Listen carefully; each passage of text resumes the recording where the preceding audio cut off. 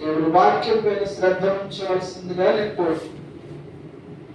గమనించండి, మన యొక్క దైనందిన జీవితంలో, అనుదిన జీవితంలో ఎన్నో ఆటుపోట్లు అనేవి ఎదురవుతా ఉంటాయి. ఎన్నో సమస్యలు, శోధనలు అనేవి ఎదురవుతా ఉంటాయి. శ్రమ లేకపోతే దేవుని బిడ్డలుగా ఉండడం మనకు సాధ్యపడదు.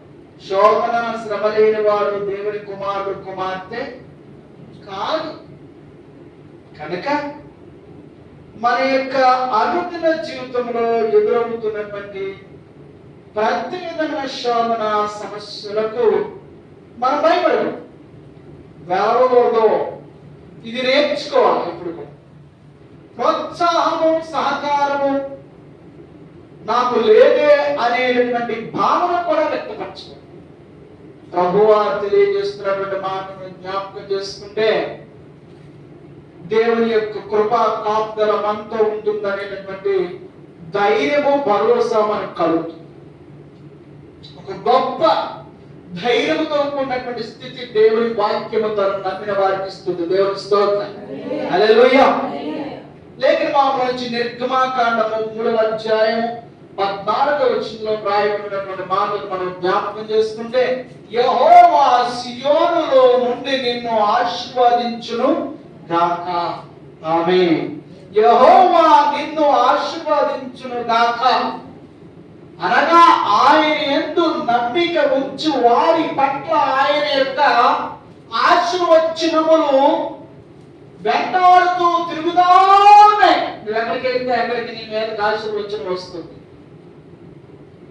ఎన్ని శాపనార్థముతో కూడిన పరిస్థితులు నీకు తారసపడినా నీ వాటిని లక్ష్యమా. ఎందుకంటే నీ వెనకాల నీ తల మీద ఏ వచనం తిరుగుతుంది? ఆశీర్వచనం తిరుగుతుంది. దేవుని స్తోత్రం. హల్లెలూయా. దీవెన వచనం తిరుగుతుంది. యెహోవా సియోనులో ఉండి, పరమ సియోనులో ఉన్న యేసుక్రీస్తు వారు నీ కొరకు ఫైట్ చేస్తున్నాడు. నీ దీవెన ఆశీర్వాదాలను నీకు నాకు నిరాశ పెట్టేటటువంటి విషయాలు ఎన్నో మన బ్రతుకులో తారసపడుతూ ఉంటాయి, మన నడవడికలో తారసపడుతూ ఉంటాయి, ఎదురవుతూ ఉంటాయి. వాటన్నిటిని లెక్క చేయవలసిన అవసరం లేదు. దేవునికి స్తోత్రం. హల్లెలూయా. యెహోవా నిన్ను దీవించుటకు, ఆశీర్వదించుటకు ఆయన యొక్క ఆశీర్వచనము నీ మీద నడుస్తా ఉంది. ఏగల ఫోకస్ దీనినే మనసు పెట్టుకో. దీనిలో నీ స్వభావాన్ని వ్యక్తపరచు. ఇక మరి దేని విషయంలో కూడా నీ లక్ష్యం ఉంచమని ప్రభు నన్ను దీవిస్తాను. ఖచ్చితంగా నన్ను ఆయన విడిచిపెట్టు. ఆమేన్. మనకు నిరాశ ఎట్లా వస్తుందంటే అబ్రహాముకు వచ్చినట్టుగా 100 సంవత్సరాలు వచ్చేస్తే అప్పుడు దేవుడు ఇస్తాడా అని నేను నిరాశ. అయితే అబ్రహాము నిరాశపడాల 100 సంవత్సరాల వయసు వచ్చినప్పుడు నన్ను ఇంకా దేవుడు బ్లెస్ చేస్తాడనే ఆలోచనలోనే ఉన్నాడు. కానీ ఇంకెప్పుడు అనే భావన అబ్రహాములోనికి రాణించుకోలేదు. ఇదిగో వస్తున్నటువంటి మాటలు, నిందల, అవమానాలకు నిరాశ ఎలా వస్తుంది, ఇబ్బంది ఎలా వస్తుంది, సమస్య ఎలా వస్తుంది అంటే యోగుకు వచ్చినట్లాగా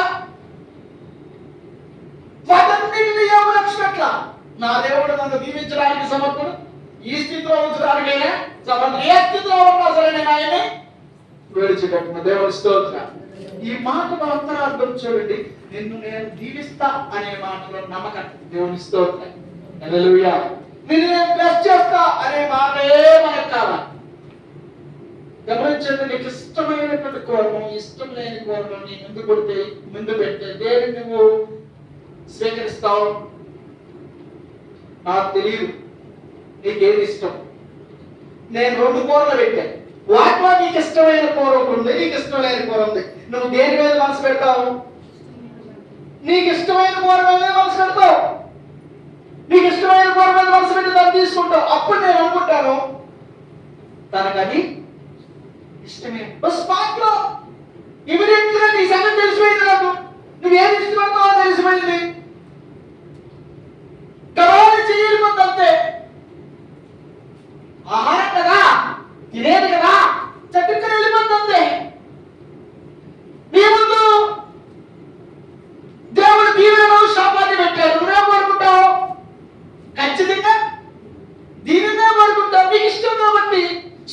దుఃఖాన్ని పెట్టాడు, ఏం కోరుకుంటావు? ఖచ్చితంగా సుఖాన్ని కోరుకుంటావు.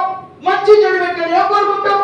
ఖచ్చితంగా మంచిగా కోరుకుంటావు. మరి దేవుడు నీ ముందు ఆశీర్వాదిస్తాను నిన్ను అని పెట్టాడు. నువ్వు శాపగ్రస్తమైన ఎందుకు తీసుకుంటావు? నువ్వేం తీసుకోవాలి? నేను నిన్ను ఆశీర్వదిస్తాను అనే మాట తీసుకోవాలి. దేవుని స్తోత్రం. మరి శాపగ్రస్తమైన మాటలు నీకు ఇష్టం లేదు కాబట్టి వాటిని ఏం చేయాలి? నువ్వు తీసుకోవాలి, ప్రక్కన పెట్టేసాయి. దేవుని స్తోత్రం. కప్పలు ఆడుతున్నాయట గట్టు మీద, బెక్కలు ఆడుతూ ఉన్నాయి.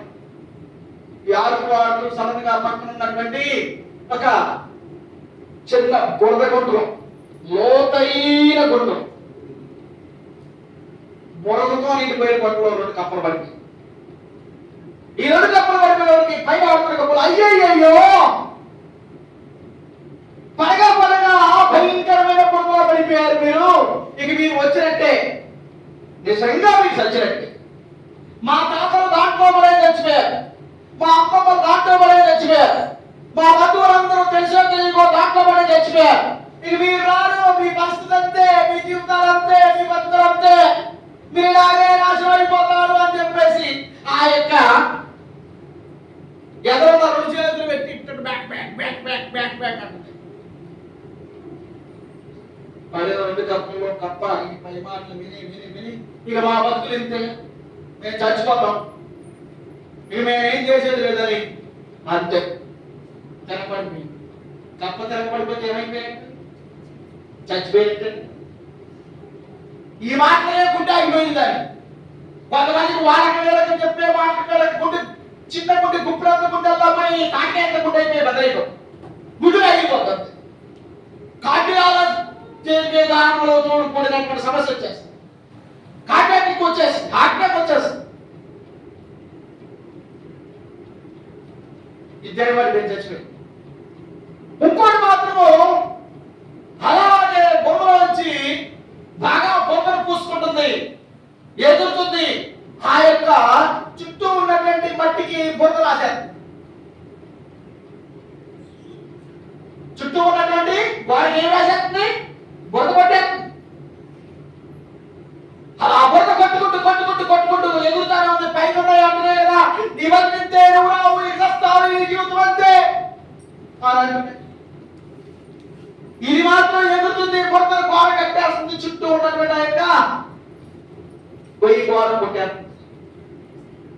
కొద్దిసేపటికి ఈ కప్పలు అరిచిని కొద్దిసేపటికి ఈ పడినటువంటి గోడలకు పడిన బురద ఏంటంటే గట్టిపడి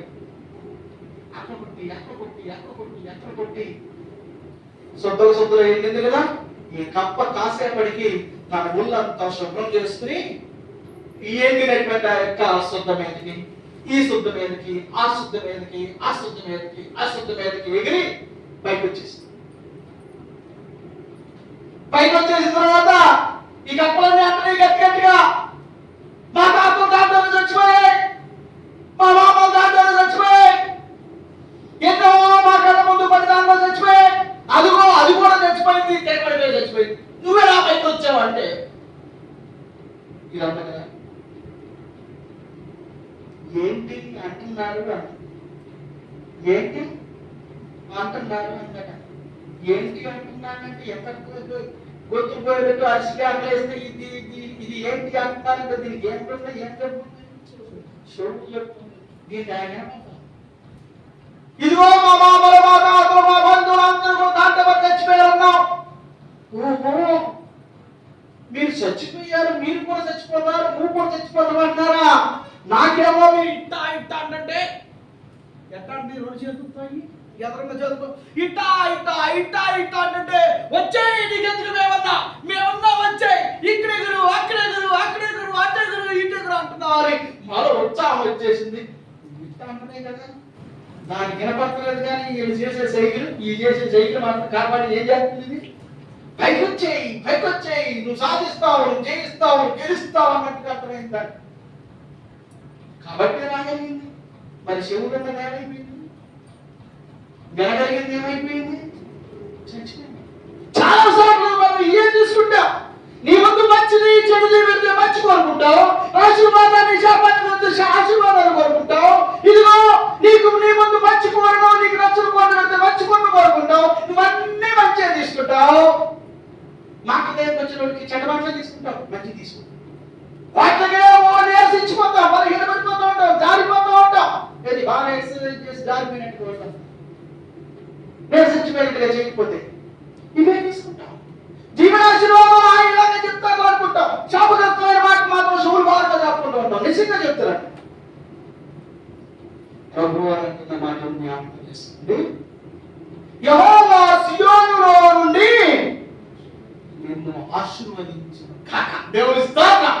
దీంతో బలాన్ని తెచ్చుకోవాలి, నిర్బలాన్ని తెచ్చుకోవాలి. ఇక మిగతా మాటలన్నీ పక్కన పెట్టేసేయాలి, వాటిని కొట్టేసేయాలి, రబ్బర్ పెట్టి డిలీట్ చేసేయాలి, తుడిచేసి. దేవుని స్తోత్రం.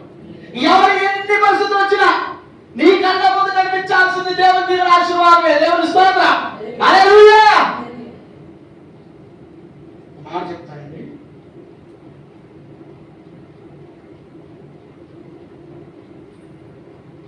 బరువు మోసేవాడు, ఏం మోసేవాడు?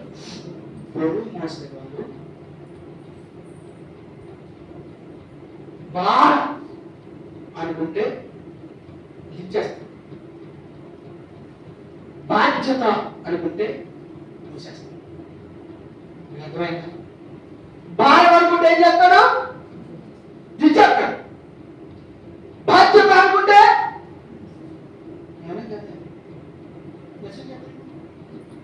అనుకోవాల్సింది కానప్పుడు నేను ముందే చెప్పాను, బాగున్నప్పుడు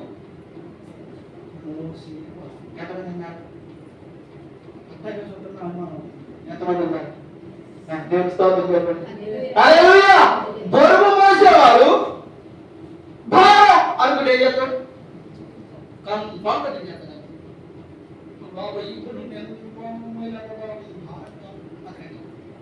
బాధ్యత అనుకుంటే చచ్చే వరకు తప్పదా? కనుక నీవు దేవుని యొక్క మాటను బాధ్యతగా తీసుకో. దేవుని స్తోత్రం. దీనిని సాధించుకోవాలి. దేవుని స్తోత్రం. హల్లెలూయా. ఇది నాది, దీనిని ఎప్పటికైనా నేను జయించాలి, సాధించాలి, సంపాదించాలి, నా జీవితానికి అన్వయింప చేసుకోవాలి. ఎట్టి పరిస్థితుల్లో కూడా దీనిని నా సొంతం చేసుకోవాలి, ఆస్వాదించుకోవాలి అనే రకంగా తీసుకుంటే నీ బ్రతుకులో దాన్ని సంపాదించుకుంటావు. బ్రతుకంత ఆశీర్వాదాన్ని మోసుకుంటానే పోతావు. లేదు అనుకున్నావా, నిలబడినప్పుడల్లా ఆశీర్వాదము, దీవెన, దేవుడిని దీవిస్తాడు, గొప్ప చేస్తాడు, చర్చిలంటే ఏముంది, బోరింగ్, అన్ని కూడా దేవుడు ఆశీర్వాదాలు గురించి చెప్పబడతాయి అనుకుంటావా? నీకు అది ఎలా అనిపించింది? బోరుగా అనిపించింది, బాధ్యతగా అనిపించలా. గమనించండి, ప్రభు యొక్క దీవెనను నువ్వు ఎలా చూసుకోవాలి? నాది ఇది. దేవుని స్తోత్రం. యెహోవా నిన్ను ఆశీర్వదించును గాక. దేవుని స్తోత్రం. వినువారికి అందరికీ మాట వర్తింప చేయబడును గాక. ఆమేన్. హల్లెలూయా. లేఖనాలు నిర్గమాకాండం 3వ అధ్యాయంలో 4వ వచనం చూడండి. ఇందాక 14 చదివాము, ఇప్పుడు 4 చదవండి. దాన్ని చూచుటకు అతడు నా చర్చి వచ్చును.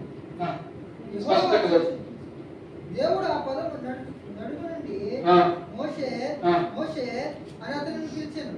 అందుకతడు చిత్తము ప్రభువా నేను. అందుకాయన దగ్గరికి రావద్దు,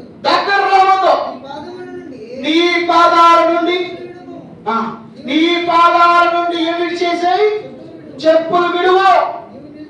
నీవు నిలిచున్న స్థలము దేవుని స్తోత్రం. హల్లెలూయా. You have a responsibility. ఏమిటా బాధ్యత? రెస్పాన్స్ ఏంటి? ఈ స్థలంలో నేను ఈ వినగాలి చెప్పులు విడిది బాధ్యత. నీవు ఈ స్థలంలో ఎలా ఉంటా, ఇక్కడ ఎలా ఉండాలి, అక్కడ ఎలా ఉండాలి, అక్కడ ఎలా ఉండాలి అనేది నువ్వు చేయవలసింది. తప్పదా? నేను వేసిపోతానంటే కుదరదా? అంతే కదా? గమనించండి, మందిరంలోకి వెళ్ళాలంటే చెప్పులు ఏం చేయాలి? బయట విడిచిపెట్టాలి. కాన్ఫరెన్స్ చర్చిలో చక్కగా స్టార్ట్ చేసి నేను ఎన్నోసార్లు చెప్పింది, వాళ్ళకి స్పాన్సర్ చేశాను. దేవుని స్తోత్రం. నా బాబు ఆమేన్, హల్లెలూయా. చక్కగా స్టార్ట్ లో చెప్పులు పెట్టుకుంటే ఈ స్థలము పరిశుద్ధ స్థలము కాబట్టి నువ్వేం చేయాలి? దాన్ని నిర్వర్తించాలి. నేను ఈ సమయంలో చెప్తున్న బాధ్యత అంటే ఎలా ఉంటుందంటే బాధ్యత చేసి తినాలంటే చావలేము. నువ్వేం చేయాలి? చెయ్యాలంటే తప్పదు. వేసుకోవాలంటే కుదరదా? అలా ఉండాలి బాధ్యత. బాధ్యత అంటే ఎలా ఉండాలి? ఖచ్చితంగా నేను ఈ స్థలంలోకి పోవాలంటే ఏం చేయాలి? చెప్పులు విడవాలి అన్నట్టు. అది బాధ్యత అంటే. విడమానా అయితే కుదరదంటే నువ్వు బాధ్యత లేదు, వదిలేసావు, వెళ్ళిపోతావు. బాధ్యత అనేది దేవుని దీవెనకు మార్గం వేసేది. దేవుని స్తోత్రం. హల్లెలూయా. బాధ్యత అనేది ఆశీర్వాదములకు ద్వారముల వంటిది. యెహోవా మనల్ని ఆశీర్వదించబడిన వాడు, నువ్వు లోనికి రావాలంటే ఏం కలిగి ఉండాలి? బాధ్యత కలిగి ఉండాలి. ఆమేన్. You have a responsibilities. దానిని నిర్వర్తించే రకంగా ఉండాలి. అందుకే చాలా మంది బాధ్యతగా ఉండడానికి ఇష్టపడక రారు. చర్చిలో సెక్రటరీ ఒక అతను వచ్చాడు, ఎంఆర్ఓ వచ్చాడు, చర్చి దగ్గర వచ్చిన ప్రాబ్లం ఉంది, రెండు చర్చలు కూర్చున్నాడు. గమనించండి, వాళ్ళు ఎన్నో విడిచిపెట్టాల్సినవి ఉన్నాయి. విడిచిపెట్టకుండా మందిరంలోకి రావాలంటే ఏం చేయలేరు? రాలేరు. ఎన్నో విడిచిపెట్టాల్సిన పరిస్థితులు ఉన్నాయి. వాటిని విడవకుండా రావడం కష్టం. దేవుని సన్నిధిలోనికి రావాలంటే కొన్నిటిని నీవు త్యాగం చేయాలి, కొన్నిటిని నువ్వు విడిచిపెట్టాలి. ఇది పరిశుద్ధ స్థలం. నీవు దీవించబడడానికి కొన్ని విషయాలు నేను చెప్తున్నాను. యెహోవా నిన్ను దీవించునుగాక అన్నారు కదా. దీవించబడడానికి నువ్వు చేయాల్సినటువంటి బాధ్యతలు నిర్వర్తించాలి అనగా నీవు దేవునికి విరుద్ధమైన వాటిని ఏం చేయాలి? దేవుని స్తోత్రం. హల్లెలూయా. ఆమేన్. బ్లడ్ లో కొలెస్ట్రాల్ ఎక్కువైపోయింది. బ్యాడ్ కొలెస్ట్రాల్ ఎక్కువైపోయింది అనగా కొవ్వు శాతము, చెడు రక్తము ఎక్కువైపోయింది మన శరీరం. డాక్టర్ దగ్గర చూపించుకోవడానికి వెళ్ళాము. డాక్టర్ గారు బ్లడ్ టెస్ట్ చేశాడు, యూరిన్ టెస్ట్ చేశాడు, అన్ని రకాలైనటువంటి టెస్ట్లు, బీపీ చేశాడు, ఈసీజీ చేశాడు, అన్ని చేసి అమ్మాయి నీలో బ్యాడ్ కొలెస్ట్రాల్ ఎక్కువ ఉన్నాయి కాబట్టి నీవు బ్యాడ్ కొలెస్ట్రాల్, చెడ్డ రక్తము ప్రసారితమయ్యేటటువంటి స్థితి కలిగిన ఆహార పదార్థాలను మానేసాయి అంటాడు. నేనంటావు నాకు ఇష్టం, నేను తినకపోతే కష్టం, తర్వాత నీకు ఇష్టం అంటాను. అప్పుడు డాక్టర్ గారు ఏమంటారు తెలుసా? చెప్పడం నా ధర్మం, వినడం నీ బాధ్యత, లేకపోతే నీ కర్మ. నువ్వేం చేయాలి? మటన్ మానేసాయి, రెడ్ మీట్ ఏది తినవద్దు, ఇదిగో చెడ్డ కొవ్వు ఉన్నటువంటి వాటిని తీసుకోవద్దు, కోమా పదార్థాలు తినద్దు, పాల పదార్థాలు ఎక్కువ తీసుకోవద్దు, సింపుల్ భోజనం చేయి. ఆకుకూరలు, పౌష్టికత్వం ఉన్నటువంటి వాటిని తీసుకో. సాధ్యమంత వరకు ఎక్సర్సైజ్ చేయి. నేను కాపాడుకో, అప్పుడు నీ శరీరంలో బ్యాడ్ కొలెస్ట్రాల్ ఏమైంది? తొలగిపోతుంది. నువ్వు ఇలా ఉంటే బాగుంటావు, ఇలా ఉంటే నువ్వు దీవించబడతావు, ఆరోగ్యంగా ఉంటావు, చక్కగా శుద్ధంగా ఉంటావు, హుషారు ఉంటావు, చక్కగా ఉంటావు అని చెప్తారు. అవి డాక్టర్ ఎట్లా చెప్తారులే అందుకు మీ ఇష్టానుసారంగా ఏమైపోతాం? ఆలోచించే మన శరీరంలో మరింతగా సమస్యలు ఇచ్చేస్తాయి, ఇబ్బందులు ఇచ్చేస్తాయి. దేవుడి సన్నిధిలో ఈ మాటలు మనం చదువుతున్నాం కదా, ఏది ఆటంకంగా ఉందో ఆశీర్వాదానికి దాన్ని మనం ఏం చేసుకోవాలి? ఈవెన్ ఈ చెప్పులైనా కావచ్చు, దేవుడి స్తోత్రం, హల్లెలూయా. ఈవెన్ మరి ఏమైనా కావచ్చని, చెడ్డ మాటలే కావచ్చు, క్రియలే కావచ్చు, చెప్పుడు మాటలు తీసుకునే మనస్తత్వమే కావచ్చు. కొంతమంది చెప్పుడు మాటలు చెవులు పోసేసుకుంటారు, చెప్పుడు మాటలకి చెవులు పోసేసుకుంటారు అంతే. యుద్ధం జరుగుతుంది కదా ఈ రోజు. రాత్రి అంటే మనం తెల్లారు ట్రంప్ పాకిస్తాన్ తోను ఇండియన్ గవర్నమెంట్ తోను సంభాషణ దాదాపుగా 2.5 గంటలు చేశాడట. చాలా రాత్రి సమయం చేశాడు. వాళ్ళ పని చేసి ఎలా కూడా సెట్ చేద్దామని ప్రయత్నం చేశాడు. ఆ యొక్క వీడియో ట్రోల్ అవుతుంది. ఆ యొక్క మెసేజ్ పాకిస్తాన్ ఇండియాకి యుద్ధాన్ని ఆ యొక్క కార్పులను సాధ్యమైనంత వరకు విరమణ చేయాలని ప్రయత్నం చేశారు. ఇరువురు కూడా మాట్లాడినారు, సంతోషం అని చెప్పాడు. యుద్ధానికి వెళ్ళేటటువంటి సైనికుల గురించి నేను చెప్తాను. యుద్ధానికి వెళ్ళే సైనికులకు ఫ్రంట్ సైడ్ ప్రొటెక్షన్ ఉంటుంది. ఫ్రంట్ సైడ్ ఏముంటుంది? ప్రొటెక్షన్ ఉంటుంది. తనకి హెల్మెట్ పెడతారు. హెల్మెట్ చాలా గట్టిగా ఉంటుంది, బాగా దిగేసి పెడతారు అన్నమాట. మామూలు మనలాగా ఊడిపోతే రాకపోతే కాదు, గట్టిగా గట్టిగా పెడతారు, కట్టేస్తారు. గమనించండి, వీళ్ళకి చెవులు మూసేస్తారు కానీ కళ్ళు నేను, ఎందుకంటే పక్కన జనాలు ఎక్కువ చేస్తున్నారు, బాంబులు ఎక్కువ చేస్తారు, అయ్యాతను చచ్చిపోతాం, వెళ్ళిపోతా పదా అని ఎక్కడ వాళ్ళు ఇక్కడ వాళ్ళు అక్కడ ఎడగోళ్ళు అన్నా సరే ఈ సైనికుడికి, గెలిపెట్టున్న సైనికుడికి శిరస్రాణము చెవులను కప్పి ఉంటుంది. వినబారు, వీరికి కళ్ళే కావాలి కానీ చెవులు వినబడవు, మూసేసి ఉంటాయి. ఎందుకో తెలుసా? చెప్పుడు మాట్లాడద్దు, చూటిగా ఆశీర్వాదాలు కొట్టే గెలుస్తావు, గెలుపు. దేవుడి స్తోత్రం, హల్లెలూయా. నీదే గెలుపు. ఇక వినటానికి కుదరదు, చేయడమే. ఒకసారి ఎంతో రణరంగంలోనికి దూకిన తర్వాత గెలిపోవడం ముందుకి వెళ్ళిపోవడమే. వెనకాలలో చచ్చిపోతాం, అట్ట అయిపోతాం, ఇట్ట అయిపోతాం అన్నా సరే ఈ చెవుకి ఎక్క నీవు ఆశీర్వదించబడాలని దేవుని ఉద్దేశం. దేవుని స్తోత్రం. నీవు ఆశీర్వదించబడద్దనేది సామాన్య యొక్క ప్రయత్నం.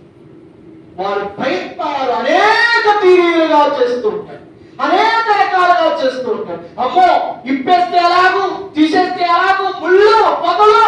అది ఏంటంటే మోషే వెళ్ళినటువంటి చోటు ఏంటి?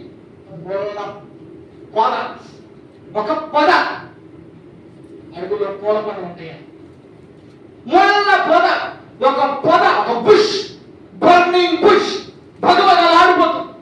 గబగబా బుష్ దగ్గరికి, ఆ యొక్క పొద దగ్గరికి వెళ్ళిపోతున్నాడు ఈ ముసలాయన. 80 సంవత్సరాలు పైబడినటువంటి వృద్ధుడు. ఎవరైనా మోషే వెళ్ళిపోతుంటే అక్కడికి వెళ్ళి వస్తున్నటువంటి మోషేను చూసి, మోషే మోషే ఇక్కడికి నువ్వు రావాలంటే మళ్ళీ నీ చెప్పు వదిలే. అమ్మో, వెనక్కపోయి వచ్చాను, ఏదో అవుతుంది చూద్దాం వస్తే చెప్పులు ఇచ్చేసి, బట్టలు ఇచ్చేసి, అవి తీసే, ఈ తీసే, ఈ తీసే అంటారు. నేను అంటారు సార్, అవి తీసే, ఈ తీసి అక్కడికి వెళ్తే ఏదో తీసే, ఇది చేసి, ఇది చేసి, అది చేసి, అది చేయకూడదు, ఇది చేయకూడదు అని చెప్తారు. చెప్పులేసి వెళ్ళాలి, చెప్పెళ్ళాలంటారు. నా వ్యాపంలో ఈ యొక్క బరువులు నేను మొయ్యలేను అనుకుంటే నువ్వు ఆశీర్వాదానికి యోగ్యురాలివి, యోగ్యుడివి కాదు. దీవించబడటానికి యోగ్యుడివి, యోగ్యురాలివి. చాలా మందికి పాడైపోయేవాళ్ళంటే ఇష్టం అండి, పాడు చేయడమే ఇష్టం. లోకంలో 70% పాడు చేయడానికే ప్రయత్నం చేస్తారు జనాలు. బాగు చేయడానికి ప్రయత్నం చేసేటటువంటి రోజులు ఈ రోజులు కాదు. ఒకటి బాగు చేయడానికి ప్రయత్నం చేసేటటువంటి వాళ్ళు. లంచగొండలు అంటే అందరికి ఇష్టమే, వ్యభిచారులు అంటే ఇష్టమే, దొంగలంటే ఇష్టమే. ఆనాడు ఈనాడు కూడా బందిపోడు బలపాలు నాకు ఇచ్చేయి, బ్రతికించి బాగు చేసేవాడిని చేస్తాయి అన్నారు. అన్నారు లేదా? నేను చెప్తున్నా, యేసు ప్రభు వారిని కల్వరి సిలువకు ఇచ్చేసేయి, సిలువ చేయండి. ఏం చేశాడు తప్పు? ఆయన చచ్చిపోయిన వాడిని బ్రతికించాడు, కళ్ళు లేని వాడిని కళ్ళు ఇచ్చాడు, కాళ్ళు లేని వాడిని కాళ్ళు ఇచ్చాడు, ఆంటి వారిని బాగు చేశాడు. ఆయన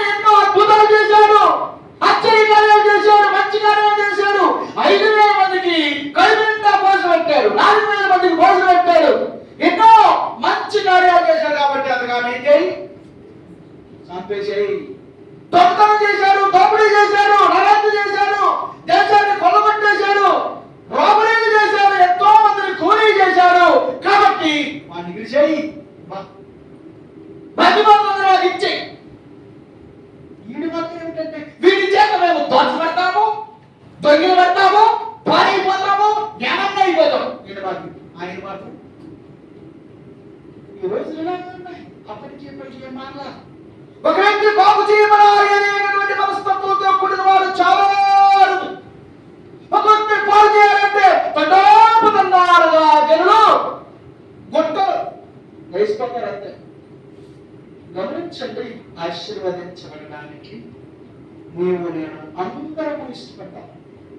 అయితే దీనికి బాధ్యతగా మనం నిర్వర్తించుకోవాలి. నా రెస్పాన్సిబిలిటీ, నేను దీవించబడడానికి నేను దీన్ని చేయవలసి ఉంది. దేవుని స్తోత్రం. దేవునికి ఆయాస్కరమైన విడిచిపెట్టాను. ఇది కాదు అంటే దాన్ని నేను సంతోషంగా తీసేసుకున్నాను. హల్లెలూయా. దగ్గర బాబు మరొక మాట చూద్దాము. ఒకటి బాధ్యత గురించి చెప్పాను. If you want to bless, you have to be A responsibility కలిగిన పర్సన్ అయి ఉండాలి. నీవు ఆశీర్వదించబడాలి అంటే you must be A responsibility కలిగిన వ్యక్తిగా ఉండాలి. రెండో మాట, యెహోవా నిన్ను ఆశీర్వదించునుగాక. ఎప్పుడు? యు ఆర్ ఏ రెస్పాన్సిబిలిటీ కలిగిన వ్యక్తిగా ఉంటే. చదువుదాం మరి ఏకమధ్య నిర్గమాకాండం 6వ అధ్యాయము 6వ వచనాన్ని చూద్దాం. నిర్గమాకాండం 6వ అధ్యాయము 6వ వచనం చదవండి. కాబట్టి ఇశ్రాయేలీయులతో నేను యెహోవాను, నేను ఐగుప్తు మోయించిన బరువులను ఐగుప్తు మోయించిన బరువులన్నిటి కింద నుండి నేను మిమ్మల్ని వెలుపలకు రప్పించి వారి యొక్క దాసత్యము నుండి మిమ్మల్ని విడిపించి నా బాహువును చాపి గొప్ప తీర్పును మిమ్మల్ని హింసించిన వారందరికి తీర్చి మిమ్మల్ని విడిపించి మిమ్మల్ని నా ప్రజలుగా చేసుకుంటే దేవుని స్తోత్రం. హల్లెలూయా. చక్కటి దీవెనలు అక్కడ మనకు కనిపిస్తాయి. రెండవది బానిసత్వం. నీవు రెస్పాన్సిబిలిటీ కలిగిన వ్యక్తిగా మారితే బానిసత్వం నుండి బయటకు వచ్చేస్తావు. దేవుని స్తోత్రం. హల్లెలూయా. నీవు బాధ్యత కొరకు నిన్ను అప్పగించుకుంటే, బాధ్యతకు అప్పగించుకుంటే బానిసత్వం నుంచి బయటకు వచ్చేస్తావు. ఇదిగో భయంకరమైనటువంటి బానిసత్వంతో ఉన్న బ్రతుకును అనుభవిస్తూ ఉన్నాడు మోషే. మోషే జీవితంలో మనసులో మెదులుతా ఉంది, నేను చంపేశాను, ఒకటి నరహత్య చేసేసాను, ఇంకా నేను నా దేశానికి ఎలా పోగలుగుతాను, ఐగుప్తుకి ఎలా పోగలుగుతాను అని గొర్రెలు మేపుకుంటూ అడుగులో తిరుగుతాను. తన లోపల నేను బందీని, నేను ఖైదీని, నేను కూలీకోడ్ను, నేను నరహంతకుణ్ణి అనేటటువంటి భావనతో తన యొక్క మనస్సు, తన జీవితం బందీ అయిపోయింది. దేవుడు అంటాడు కదా, నీవు నన్ను వెంబడిస్తే, నా మాట వింటే నీ బానిసత్వం నుంచి నేను ఏం చేస్తాను? దేవుడి స్తోత్రం. బానిసలుగా ఉన్న వారందరినీ కూడా నీ ద్వారా ఏం చేస్తారు? బయటికి తీసుకొస్తారు. ఆమేన్. హల్లెలూయా. హల్లెలూయా. గమనించండి, అప్పుడు మోషే అంటాడు కదయ్యా, నేను ఎక్కడ పోతాను, ఐగుప్తు వెళ్ళాలంటే అప్పుడు చంపాను, ఆ రాజు నన్ను పట్టుకోవడానికి అప్పుడే మరో ప్రయత్నం చేశాడు, నన్ను తరిగాడు, నేను బాధ్యతకి వచ్చేసాను, ఇప్పుడు ఎంత ఖచ్చితంగా చంపేస్తాడంటే ఆ రాజు ఎప్పుడో చచ్చిపోయాడు. దేవుని స్తోత్రం. హల్లెలూయా. ఈ అడవిలో వాడికి ఏం తెలుసు? ఆ బానిసత్వంతోనే బతికున్నా. నమ్ము, నేను నిన్ను నాయకుడిగా చేస్తాను. దేవుని స్తోత్రం. నిన్ను గొప్పగా చేస్తాను. నీవు ఎప్పుడైతే బానిసత్వమును విడిచిపెట్టడానికి ఉపక్రమిస్తావో దేవుడు నిన్ను బ్లెస్ చేస్తాడు, దేవుడు నిన్ను ఆశీర్వదిస్తాడు. కొంతమంది బానిసత్వంలోనే హ్యాపీగా ఉంటారు. చాలా ఇదే బాగుంది, ఇదే బాగుంది అంటున్నట్టుగా. మనం చదువుతాం కదా యోహాను సువార్త 5వ అధ్యాయంలో, అక్కడ బెతెస్దా అనబడిన కోనేరు దగ్గర, మంటపం దగ్గర, 5వ మంటపం దగ్గర ఒక వ్యక్తి పండుకొని ఉన్నాడు. ఎన్ని సంవత్సరాల నుంచి పండుకున్నాడు? దాదాపుగా 38 సంవత్సరాల నుంచి పడి ఉన్నాడు. ఇతగాడికి అదే బాగుంది అనుకుంటారు. అందుకనే యేసుప్రభువు అంటారు, ఒరే నాయనా, నేను చిన్నప్పటి నుంచి చూస్తున్నా, నేను ఇప్పుడు నాకు 33 సంవత్సరాలు వచ్చాయి. నేను నిన్ను చిన్నప్పటి నుంచి నాకన్నా పెద్దవాడు 38 సంవత్సరాల నుంచి ఇక్కడే పట్టావు. వచ్చినప్పుడు ఆడుకుంటా ఉంచినప్పుడు నువ్వు ఎక్కడ కూర్చున్నావు తాత, నువ్వు ఎంత అయిపోయాడు ఏంటి అని అంటున్నారు కదా యేసుప్రభు గారు వచ్చి, నీవు అసలు భాగవాళ్ళంతా అసలు నీకు దేవుని స్తోత్రం హల్లెలూయా. చాలా మంది భాగవాళ్ళు ఇట్లా బాగుంటారు. నీకు అసలు భాగవాళ్ళు ఉందా? ఎవరుంటారన్న మాట రోగానికి అలవాటు పడిపోయిందండి. నీకు ఆ రోగంలోనే బాగుంటుండే గచ్చిపెట్టుకుంటుంది కాలు మీద చేతి మీద కాళ్ళ మీద ఎక్కడ ఉంటుంది అది గోధుమ అలా అయిపోతుంది. మంది వేసుకోడు ఆయింట్మెంట్ రాసుకోడు. ఎందుకంటే మొన్ననే గోపుకుంటే సమ్మకుంటూ నీకేం తెలుసు? గచ్చిపుక్క ఆనందము కొక్కున్నప్పుడు తెలుస్తుంది. బైబిల్కి ఏం తెలుసు అన్నది గోపుకున్నప్పుడు అలా ఆనందం పక్కన ఉంటుంది. 38 సంవత్సరాలు చాలా పడి ఉన్నాడు. యేసుప్రభు చెప్పారు, స్వస్థమని కోరుచున్నామా అంటే అవును అనాల్సింది పోయి, సమయానికి టిఫిన్ వస్తుంది, భోజనం వస్తుంది, సాయంత్రం నాకు అన్ని వస్తాయి, ఇక్కడే బాగుంది అన్నట్టుగా స్వస్థపడాలని ఉంది.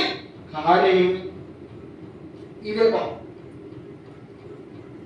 గమనించండి, చాలా మంది యొక్క జీవితాలు ఈ రకమైన రీతిలో ఉండడానికి ఇష్టపడతారు. దేవుడు దాన్ని విడిచిపెట్టాలి. దేవుడు స్తోత్రం. ఆ యొక్క పాపంతో కూడిన బందీ అయిపోయిన పరిస్థితి. ఇదిగో దేని చేతలో మనము ఏ విధమైనటువంటి ఆ యొక్క శారీరక వాంఛలు కోరికలు మరి ఏ ఇతరమైనయో మనల్ని బంధించేస్తుంది. నీవు దేవుని యొక్క మాటకు విధేయించు. ఇదిగో యెహోవా నిన్ను ఆశీర్వదించునుగాక. దేవుని స్తోత్రం హల్లెలూయా. ఆశీర్వాదకరంగా ఉండాలంటే దేవునికరంగా ఉండాలి, గొప్పగా ఉండాలి, మనము సంతోషించే రకంగా ఉండాలి. లేఖన భాగంలో చివరి మాటకి మాత్రం చదువుదాము. కీర్తనల గ్రంథము 33వ కీర్తన 12వ వచనాన్ని చూద్దాం. కీర్తనల గ్రంథము 33వ కీర్తన 12వ వచనాన్ని చదువుదాం. చూడండి లేఖన భాగంలో ఈ మాటను చదువు. ఎప్పుడైతే యెహోవా తనకు దేవుడుగా గల జనులు ధన్యులు, ఆయన తనకు స్వాస్థ్యముగా ఏర్పరచుకున్న జనులు దేవుని స్తోత్రం హల్లెలూయా. ఎవరు వీళ్ళు? బాధిత కుటుంబాలు, బాధితులు. ఎవరు ఏర్పాటు చేసుకుంటారండి? ఎవరు ఏర్పాటు చేసుకుంటారు? నేను అక్కడ తిరిగాను ఎక్కడ కూడా నేను అనుకుంటాను లేదు కాబట్టి యెహోవాను నేను ఏం చేశాను? ఇప్పుడు నమ్మకం. నేను ఏమయ్యాను? బాధితున్నయ్యా. నా సమస్యతో నేను పట్టబడ్డా, విడుదల నాకు కలగలా, నా సమస్యకు పరిష్కారం రాలా, నా ఇబ్బందికి విడుదల కలగలా, నేను బాధితుడిని. ఇదిగో 38 సంవత్సరాల నుంచి బాధితుడిని. ఇదిగో నేను ఇప్పుడు బాధిత వ్యక్తిని. నాకు ఆశ ఉంది, నేను దీన్ని నమ్ముకున్నా, కానీ దీని వల్ల అవ్వట్లేదు. ఇదిగో అనేక రకాల నాకు వస్తున్నాయి. ఇప్పుడు నేనేం చేయాలి? నేను బానిసగా దీనిలో ఉన్నాను, బాధితగా 35 సంవత్సరాల నుంచి ఉన్నాను. దీని చేత నేను బాధితుడిగా పీడింపబడుతున్నాను. ఎన్ని సంవత్సరాలు? 35 సంవత్సరాలు. యేసుప్రభు అంటారు కదా, నీకు ఇష్టమైతే, నీవు నమ్మినట్లయితే నీ కొరకు చుట్టుకొని ఎత్తుకొని నీటికి వెళ్ళిపో. దేవుని స్తోత్రం. యేసుప్రభు అంటారు, నీవు నీ పరిపెత్తుకుని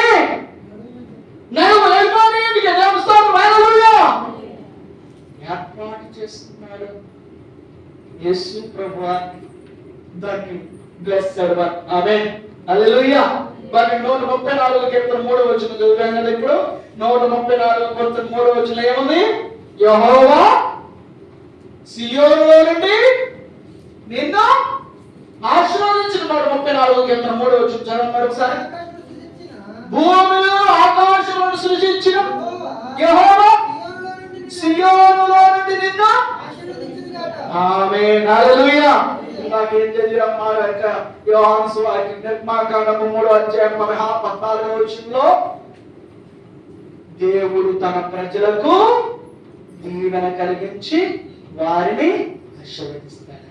ఇప్పుడేం చదువుతున్నాము? భూమి ఆకాశములను సృజించిన యెహోవా నిన్ను ఆశీర్వదించునుగాక. ఈ మాటను ఈ రోజు స్వీకరించండి. ప్రభు నన్ను దీవించునుగాక. నా ప్రతి పనిలో ఆటంకాలు కలిగించినప్పటికీ, ఇబ్బందులు కలిగించినప్పటికీ దురాత్మ శక్తిని ఆయనే వెనగొట్టునుగా. నాకు నిందలు అవమానాలు పట్టావు, నన్ను పాడు చేసే మాటలు నాకు పట్టావు, నాకు శాపగ్రస్తమైనటువంటి వాక్కు నా ముందుకు రావు. ఏది జరిగినా యేసయ్యే నాకు తోడు. దేవుడి స్తోత్రం. ఎలాంటి పరిస్థితులు వచ్చినా నేను నిన్ను విడువలేను, ఆయన నా దేవుడే నాకు రక్ష. దేవుడి స్తోత్రం. హల్లెలూయా. ఆశీర్వాదాన్ని పట్టుకో, దేనిని పట్టుకోవాలి, దీవెనే పట్టుకో, దేవుడిని పట్టుకో. ప్రభుని దీవిస్తాడు. ఒకవేళ నీవు సమస్య శోధనలో ఉన్నా దేవుడు నాకు దీవిస్తాడు. బాధ్యత కలిగి బానిసత్వం నుంచి బయటకు వచ్చేసి బాధ్యతగా ఉన్నావా, దాని నుంచి బయటకు రావడానికి యేసయ్య మాట నేను ఇచ్చిన ఆమె ప్రార్థన చేసుకున్నాం. ప్రతి ఒక్కరు కూడా ప్రతి